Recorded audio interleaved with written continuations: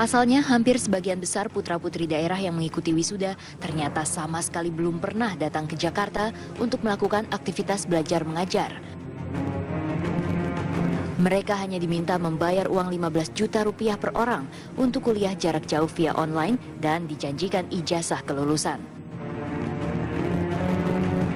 Namun berdasarkan hasil penelusuran Dikti, ternyata tidak pernah ada pembelajaran. Ketua Tim Evaluasi Akademik Pendidikan Tinggi, Profesor Supriyadi, langsung menginterogasi sang ketua yayasan. Ini sekarang ini diterimakan ijazahnya? Oh tidak. Mereka harus mengabdi dulu di kampungnya masing-masing. Kalau sudah lulus kan, masuk sudah nggak pulang nggak bawa ijazah? Tidak Pak, masalahnya tugas mereka itu harus mengabdi 12 bulan. Loh, standar apa itu? Itu berbeda dengan standarnya Dikti loh Pak. Yang Bapak maksud yang mana Pak? Nah, yang di luar itu, yang bukan putusan Perda. Sekarang ada nggak? Oh iya. Ada. Lebih banyak. Ada sekitar 60 orang. Nah, Ada sekitar 60 orang. bohong lagi Pak. Berapa? Ada sekitar 60 Lebih Pak. Berapa orang? Nah, ya cukup Bapak sini. Yang saya tahu 60 orang Pak. Wah, Bapak dibohongi oleh yang staf Bapak itu berarti. Yang saya tahu 60. Demi Allah saya tidak bohong. Yang saya tahu 60 orang.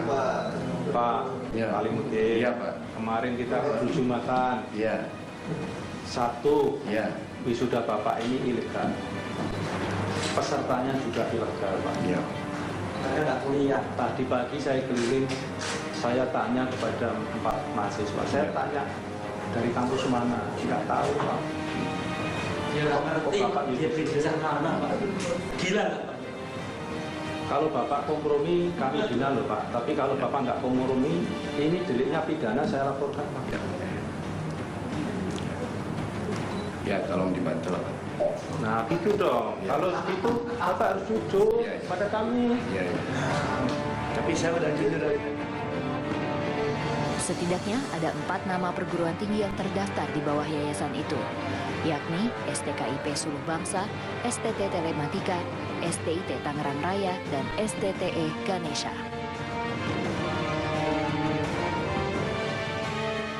Pemanggilan kepada ketua yayasan, ya ketua yayasan Aldiana yang menyongkan wisuda ini sudah kami panggil. Kemudian beliau mengakui bahwa ini ilegal, ya mahasiswanya juga diakui tidak melakukan proses pembelajaran yang benar, dan ini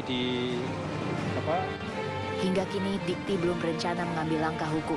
Kasus wisuda abal-abal ini diselesaikan melalui perjanjian yang menyatakan yayasan akan mengembalikan uang kuliah mahasiswa dan tentunya tidak memberi ijazah apapun.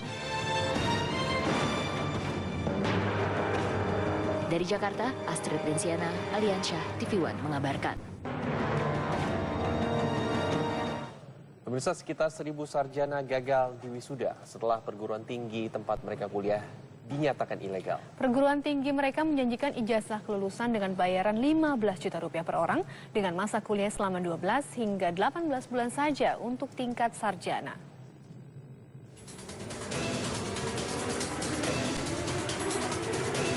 kami mendapati ada wisuda yang ilegal. Wisuda yang ilegal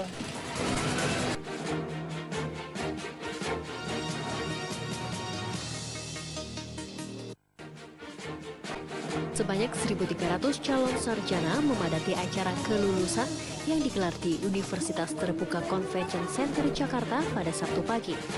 Mereka mengira hari ini adalah hari pengukuhan kelulusan mereka.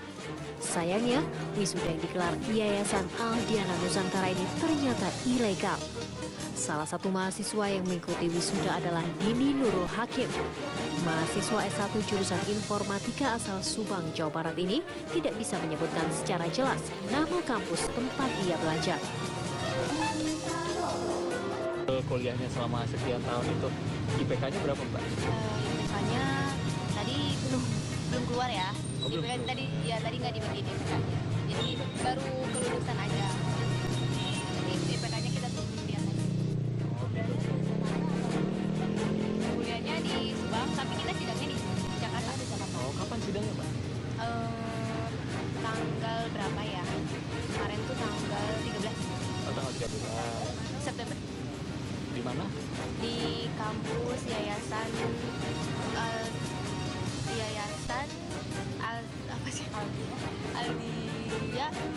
Nusantara. Oh, di mana itu lokasinya, Mbak? Di Tangerang.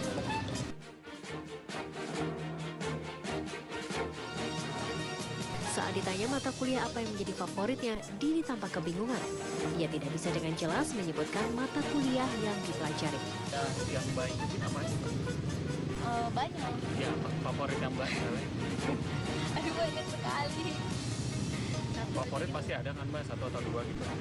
Ada e-commerce kan, banyak pokoknya Komersi itu tentang apa, Mbak? tentang website, tentang web kayak gitu. Ada, aduh, malu. Yang lain aja deh yang ditanyanya. Jurusan apa deh? Jurusan informasi ya?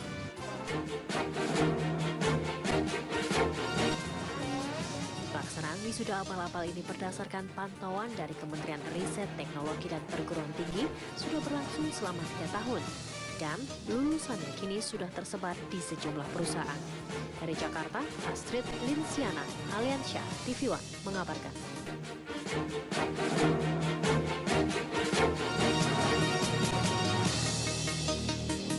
Favoritnya apa?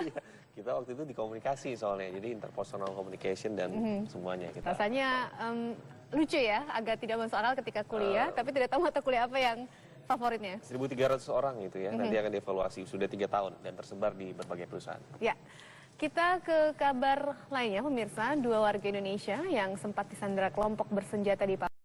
300 orang yang ikut dalam wisuda ilegal. Ini memang benar apakah seperti yang dikatakan oleh Ketua Dikti bahwa sudah menjadi incaran dari kementerian, begitu ada mafia-mafia seperti ini kabarnya?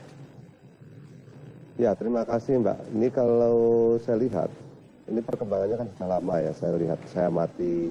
Sehingga pada saat itu saya ingin mengecek terus, perkembangan terus-menerus apa yang terjadi di lapangan. Nah, tim Dikti itu selalu saya suruh untuk aktif terus, di mana saja yang ada perguruan tinggi yang melakukan transaksi jual beli ijazah. Dan pada tanggal 19 hari Sabtu kemarin, tim telah melaporkan kepada saya. Saya sudah bilang, itu dilanjutkan saja, sehingga sesuai dengan prosedur yang telah saya tetapkan itu. Jadi, kalau memang terjadi semacam itu, ya perguruan tinggi segera harus diberikan sanksi yang berat itu. Baik, Pak Menteri, kemudian dari temuan kasus ya, Yayasan Aldina Nusantara ini, Pak, apa pelanggaran yang Anda temukan dalam kasus ini, Pak?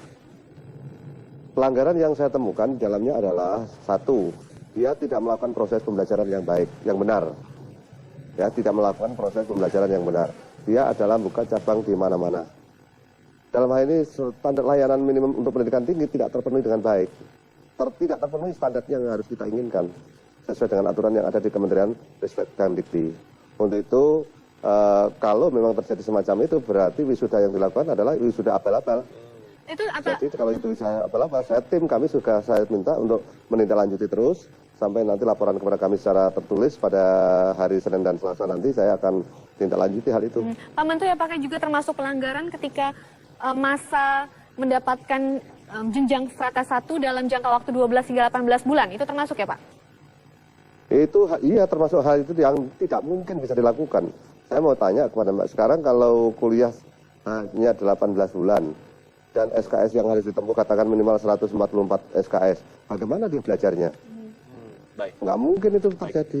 Pak, kemudian... oleh karena itu, inilah yang harus kita tindak betul. Baik, Pak. Ini tahun ini saja ada sekitar 1.300 wisuda, Pak. Wisudawan yang hadir di acara wisuda tersebut. Ini sudah berlangsung 3 tahun, begitu, dan sudah menyebar ke berbagai perusahaan bekerja, Pak. Kemudian apa yang terjadi dengan para... informasi yang masuk. Baik. Kemudian bagaimana nantinya terkait dengan para wisudawan ini? Apakah akan ditarik begitu, Pak, status mereka, strata satunya? Ya, ini sesuai dengan pernyataan dari yayasan. Dia sanggup tidak, pada persidangan menyatakan ijazah tidak dibagikan, itu pertama. Yang kedua, dia akan mengembalikan semua biaya yang telah dikeluarkan oleh wisudawan itu yang dianggap melanggar tadi. Yang ketiga, dia akan mengikuti peraturan. Kami nggak ikut itu, kalau memang sudah ada pelanggaran semacam ini harus diproses ke hukum. Baik, Pak Menteri, kami juga sudah berusaha untuk menghubungi pihak yayasan kampus. Berulang kali kami coba menghubungi, menelpon, tapi belum ada respon hingga saat ini. Tapi yang menjadi pertanyaan, kalau dari penyelidikan informasi dari pihak kementerian, orang-orang atau mahasiswa yang berencana untuk mengikuti wisuda atau taruhlah perkuliahan ini, mereka menemukan yayasan ini seperti apa? Apakah ada memiliki gedung khusus, mendaftar, kemudian langsung wisuda, atau cara berkomunikasi seperti apa, Pak? Nah, data yang kami terima berdasarkan laporan dari tim, dia itu kan berada di daerah. Ada yang di Garut, ada yang di luar Jawa, apakah di Maluku, ada yang di Sulawesi, ada yang tempat-tempat lain. Pendaftarannya ada di tempat situ, sehingga dia tidak tahu persis kondisi kampus yang sesungguhnya. Dan itu dijalankan secara masif. Sehingga inilah yang harus kita tegakkan ini. Jangan sampai ada proses pembelajaran yang nggak benar. Kalau memang terjadi semacam ini, berarti ini pelanggaran terhadap Undang-Undang 12 tahun 2012. Ini yang harus kita bersihkan di negeri ini, sehingga supaya marwah pendidikan tinggi di Indonesia itu makin menjadi baik. Tidak seperti sekarang ini yang harus terjadi kayak seperti itu. Baik, Pak Menteri, kemudian nanti pertanyaannya adalah apakah cara-cara pembelajaran jarak jauh begini Pak dimungkinkan begitu dalam menempuh pendidikan strata 1? Tapi dijawab sebentar lagi Pak, begitu ya. Kami akan kembali dengan Pak Muhammad Nasir, Pak Menteri. Ya. Baik, Pak Menteri, pertanyaan begini Pak. Ini adalah yayasan ini menerapkan pola pembelajaran jarak jauh begitu Pak, yang diklaim bahwa hanya sesekali saja begitu melakukan pertemuan tatap muka begitu. Apa perbedaannya Pak, pembelajaran jarak jauh yang dilakukan oleh yayasan ini dengan pembelajaran yang dilakukan oleh misalnya universitas terbuka gitu Pak, ya sama-sama jarak jauh? Apa kesalahannya di sini Pak? Oke, terima kasih. Kalau kita lihat di UT, Universitas Terbuka, itu di dalam proses pembelajarannya sebelum dia melakukan, itu diaudit dulu. Pertama, sistem informasinya, teknologi informasinya, referensi yang digunakan, dan metode pembelajarannya itu sudah diaudit. Menurut Kementerian Ristek dan Dikti pada saat itu telah sesuai dengan standar yang telah ditetapkan. Sehingga UT diberi hak untuk bisa menyelenggarakan proses pembelajaran dengan jarak jauh, dengan daring. Oleh karena itu, UT bisa melakukan penerimaan mahasiswa baru di mana saja, seluruh Indonesia, bahkan seluruh dunia, ini diizinkan. Namun, ada perguruan tinggi lain yang menyelenggarakan tidak pernah menginformasikan, melaporkan metode dan sistem pembelajaran yang ada di tempat itu. Sehingga itulah yang dianggap penipuan itu. Oleh karena itu, kalau memang terjadi penipuan, maka pemerintah segera menertibkan model-model yang tidak jelas semacam ini. Kalau memang ingin melakukan dengan model daring, harus masuk dulu. Kami audit, kami tes dulu sistem informasinya, teknologi informasinya, dan metode pembelajaran seperti apa. Nanti kalau sudah sesuai boleh kami bisa menindaklanjuti, tetapi kalau nggak sesuai janganlah. Itu akan merugikan masyarakat itu. Pak Menteri, bicara soal penipuan, ini pihak yayasan sudah berjanji akan mengembalikan uang yang disetorkan oleh mahasiswanya, kemudian tidak akan menyerahkan ijazah yang dikeluarkan oleh pihak yayasan. Sejauh mana kemudian kementerian akan mengawal proses ini benar-benar direalisasikan oleh pihak yayasan? Ya, oke. Dengan hal ini, nanti kementerian melalui tim nanti akan melakukan pendampingan kepada mereka-mereka yang telah melakukan wisuda palsu tersebut ke yayasan untuk meminta semua biaya yang telah dikeluarkan. Dan ijazah yang tidak diberikan, pihak yayasan harus menjelaskan mengapa ijazah tidak diberikan, supaya dia tahu, oh ini adalah proses pembelajaran yang tidak benar. Dan ini mau saya ekspos semuanya. Dan ini nanti setelah itu akan kami serahkan kepada pihak yang berwajib untuk diproses lebih lanjut nanti. Baik, Pak Menteri, ini kan dikatakan sudah dari 2012 begitu ya, tadi Anda menyampaikan seperti itu. Sudah ada mungkin ribuan lulusan begitu yang saat ini tersebar di berbagai perusahaan begitu yang sudah bekerja begitu ya. Kemudian bagaimana Pak tindakannya? Apakah memberikan penyuluhan begitu, terus kemudian menginformasikan orang-orang yang termasuk dalam wisuda dari yayasan ini ke depannya seperti apa? Kalau yang sudah bekerja nantinya gimana Pak itu? Kalau yang sudah bekerja dengan menggunakan ijazah yang diperoleh tadi yang setelah tahun 2012, nanti akan diinformasikan oleh kementerian bahwasanya telah melakukan proses pembelajaran yang tidak benar sejak tahun 2012 yang menurut pengakuannya itu telah dilakukan. Tapi kami harus audit dulu apakah benar atau tidak. Dalam hal ini semuanya harus didasarkan pada bukti yang sesuai dengan prosedur hukum yang berlaku.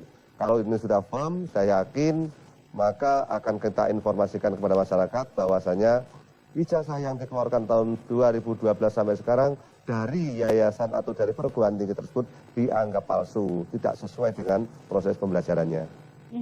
Pak Menteri, sempat bertemu tidak dengan para mahasiswa atau wisudawannya ini? Mengapa kemudian mereka memilih jalur yang singkat seperti ini? Apakah memang barangkali ingin cepat mendapatkan pekerjaan atau ada hal lain yang mereka lakukan?